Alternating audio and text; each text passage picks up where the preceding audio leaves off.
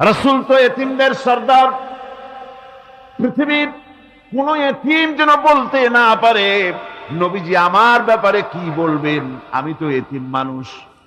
আর তিনি আমার ব্যাপারে কিভাবে আমার দরদ বুঝবেন। নবীজিকে আল্লাহ পাক কেমন এতিম বানালেন, সমস্ত দুনিয়ার এতিমদের সর্দার বানালেন।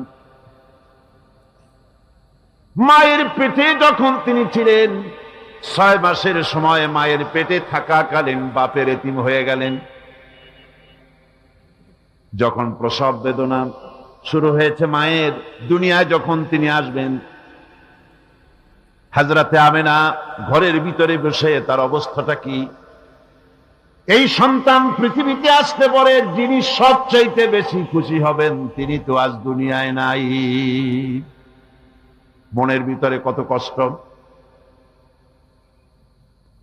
আল্লাহ রাব্বুল আলামিন তার হাবিবকে দুনিয়া আনলেন। রাসূলের দাদা ঘরের সামনে তাঁবুর সামনে দাঁড়ায়া তায়েফ থেকে আগত সাদিয়া গোত্রের লোকদেরকে বলতেছেন, এই ঘরের ভিতরে একটা এতিম বাচ্চা আছে, বেশি টাকা কড়ি দেওয়া যাবে না, যদি দয়া হয় নিয়ে যাও।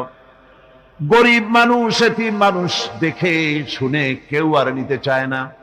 সবশেষে এলেন ভাগ্যবতী মেয়ে, ভাগ্যবতী মহিলা হযরতে হালিমাতুস সাদিয়া।